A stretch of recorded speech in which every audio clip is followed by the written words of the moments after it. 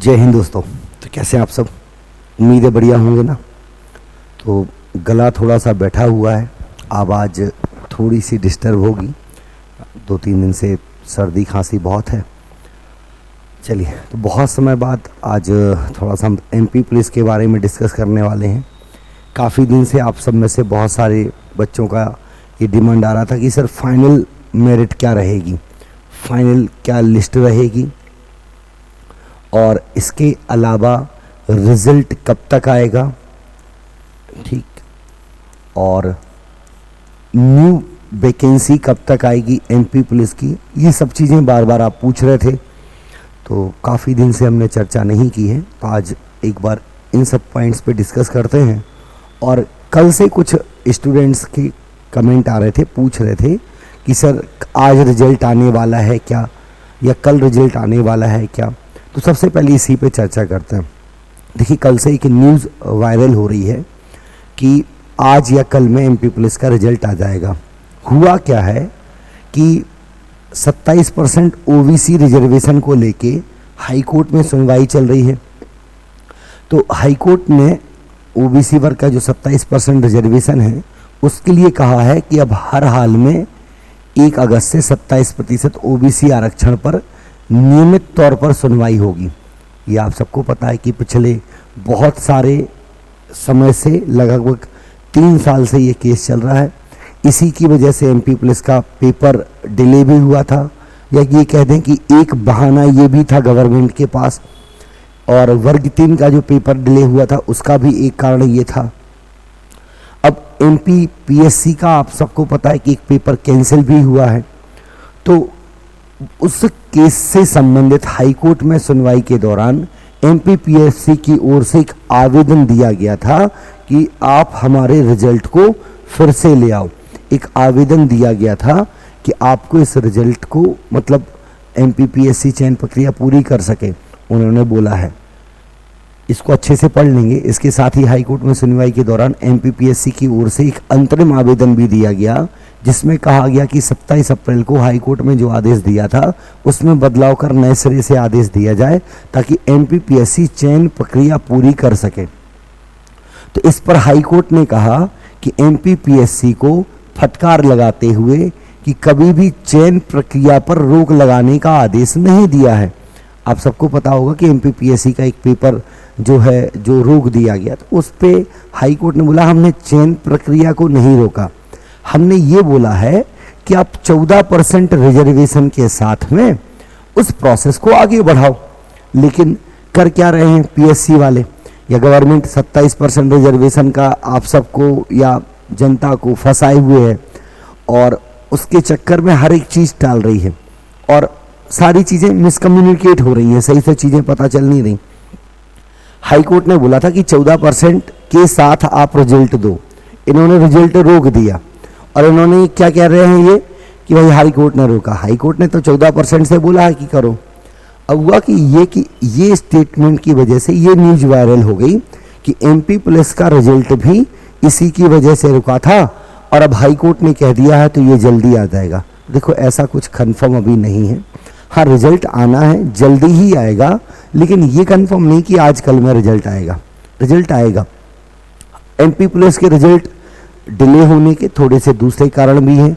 Court में case भी चल रहा है, और कुछ बच्चों का फिजिकल बाद में भी हुआ था। कुछ बच्चों ने स्टार्टिंग में जिनका फिजिकल हो गया था उन्होंने भी कोर्ट में जाके एप्लीकेशन लगाई थी, तो उनको फिर से फिजिकल का मौका मिला। ये सब प्रोसेस की वजह से लेट हो रहा है। फिजिकल जो आप सबके एंड हो गए थे उसके बाद भी कुछ बच्चों के फिजिकल होते रहे, कोर्ट में गए, कोर्ट की वजह से फिजिकल होते रहे हालांकि, तो उसकी वजह से थोड़ा सा लेट हुआ है। लेकिन बहुत जल्दी मेरिट आपकी आने वाली है, बहुत जल्दी मेरिट आएगी, और उसमें फाइनली जो भी आप सेलेक्ट हुए हैं उन सब के लिए अच्छी खबर रहेगी। और जिनके अच्छे मार्क्स नहीं थे और उसकी वजह से भी नहीं हो पाया, जिनके अच्छे मार्क्स थे, तो कुछ बच्चों ने ऑलरेडी कोर्ट में केस कर रखा है, वो एक अलग मुद्दा है, वो केस चल रहा है, अभी कोर्ट के हाथ में वो चीज़ें, कोर्ट उस पर कार्रवाई करेगी, कोर्ट में सुनवाई चल रही है, वो सारी चीज़ें होंगी। तो उनके लिए क्या होता है, देखिए मुझे लग रहा है कि जैसे फिजिकल की बात करो, जिन बच्चों ने फिजिकल के लिए कोर्ट में केस किया था उनका अलग से फिजिकल कोर्ट ने करवा दिया। तो यदि मान लो कोर्ट में जो केस बच्चे कर रहे हैं जिनके अच्छे नंबर थे और जिनका सिलेक्शन नहीं हुआ, यदि वैसा कुछ होता है तो मुझे लगता है कि कोर्ट फिर से ऐसा कुछ उपाय ढूंढेगी कि उन बच्चों के लिए मौका दिया जाए। ऐसा नहीं होगा कि जिनका फिजिकल भी हो गया, फाइनल मेरिट में नाम भी आ जाए, ज्वाइनिंग भी आ जाए और उनको फिर से रिजल्ट निकाले, ऐसा नहीं होगा। तो जो भी बच्चे फाइनल सेलेक्ट होने वाले हैं वो निश्चिंत रहें और आप अपनी बढ़िया से तैयारी करें, आगे किसी जॉब के लिए और अच्छे ऊंचे स्तर के लिए तैयारी करना चाहें तो करें। अब इसमें थोड़ी सी बात हमें करनी है कि भाई फाइनल मेरिट क्या रहेगी। तो इस बार के नॉर्मलाइजेशन के आधार पर और इस बार के रिजल्ट के आधार पर चीज़ें बहुत चेंज होनी हैं। हम थोड़ा सा कंपैरिजन करके एक अंदाज़ा लगा सकते हैं। जैसे यदि आप देखो 2017 का जो फाइनल कट ऑफ था वो कुछ इस तरीके से था कि अनरिजर्व्ड का मेल का जो फिजिकल के लिए कट ऑफ गया था वो 70.5 था और फाइनल कट ऑफ जो था वो 75.5 था। फीमेल का 42 था, फाइनल 46 था, मतलब इनका 5 नंबर बढ़ गया, इनका 5 नंबर बढ़ गया। एससी का यदि देखें तो 56 से 63 हो गया था, लगभग 4-7 नंबर बढ़ गया। महिलाओं का देखें तो 48 से 50 हो गया था। एसटी का 49 से 55 हुआ, 42 से 47 हुआ। ओबीसी का 67 से 73 हुआ, 61 से 66 हुआ। मतलब लगभग देखें तो फाइनल मेरिट में 7-8 नंबर का डिफरेंस है। फाइनल मेरिट में 7 से 8 नंबर का डिफरेंस है जो पहला कट ऑफ था। तो यहां पे भी ऐसे ही होगा। 2020 का जो पेपर अभी 2022 में हुआ है उसमें भी ऐसे ही होने वाला है। ठीक है, तो देखो 2017 का कट ऑफ कुछ ऐसा था, ये आप सबने देख लिया। यहां भी मैंने लिख दिया कि 2017 में जो अनरिजर्व्ड थे उनका कैसा क्या कट ऑफ रहा। ये फिजिकल के बाद का कट ऑफ है, ये फाइनल कट ऑफ है। अब मुझे जो लगता है कि 2022 का जो पेपर आपका हुआ है उसमें जो फाइनल कट ऑफ रहेगा, फीमेल का इस बार बहुत चेंज होने वाला है क्योंकि फीमेल का इस बार ओवरऑल कट ऑफ निकाला गया है। 2017 में ऐसा नहीं था, वहां पे कट ऑफ अलग तरीके से कैलकुलेट किया गया था क्योंकि रिजर्वेशन अलग तरीके से होता था। ठीक है, अब रिजर्वेशन इस बार अलग तरीके से ही उन्होंने दिया है। महिलाओं को, फीमेल को रिजर्वेशन दिया ही नहीं है और एक्स सर्विसमैन को रिजर्वेशन दिया ही नहीं है। वो एक अलग मुद्दे हैं, अभी उनकी एक अलग चर्चा हो सकती है, उनके लिए हमने बहुत समय तक प्रयास भी किए हैं, सारी बातें हैं। अभी हम कट ऑफ की बात कर रहे हैं। तो फाइनल जो कट ऑफ होगी जनरल मेल की 75 प्लस होगी कट ऑफ। ठीक है, तो आप यदि इस कैटेगरी में हैं, आपके इतने अच्छे नंबर हैं तो आप संभवतः चयनित होंगे। और फीमेल की मुझे लगता है कि ओबीसी और जनरल इन सब का एक ही कट ऑफ बनेगा, 70 से ज़्यादा जाएगी।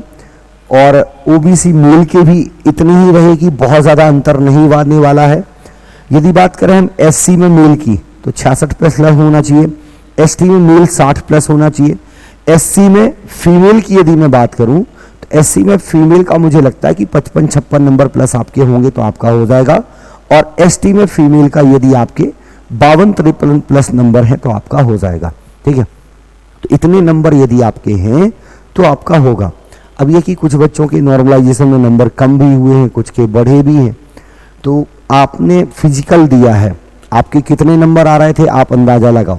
आपने फिजिकल दिया है और फिजिकल जिन्होंने दिया है उनके इस कैटेगरी में यदि नंबर है तो आपके ज़्यादातर चांस हैं, क्योंकि देखिए फिजिकल लगभग 31,000 लोगों ने दिया है और बहुत से बच्चों के फिजिकल निकले हैं। लगभग मुझे लगता है कि 15 से 16,000 बच्चों का फिजिकल निकला होगा। बहुत फिजिकल निकाला बच्चों ने, बहुत मेहनत की आप सबने। तो 15-16,000 फिजिकल निकले हैं, उसमें से 2-10 हज़ार तो बाहर होनी ही है। 10,000 बाहर होंगे ना, 6,000 ही वैकेंसी है तो 10,000 तो बाहर होंगे ही होंगे।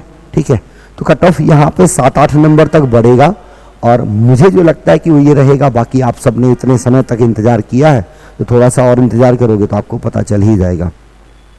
अब देखिए, आप किसी भी कैटेगरी में हैं, आप कितने भी श्योर हो या अनश्योर हो, ये आपके हाथ में है नहीं। आपके हाथ में क्या होता है? पढ़ना, मेहनत करना और अपने काम को करना। तो ये हो चुका है।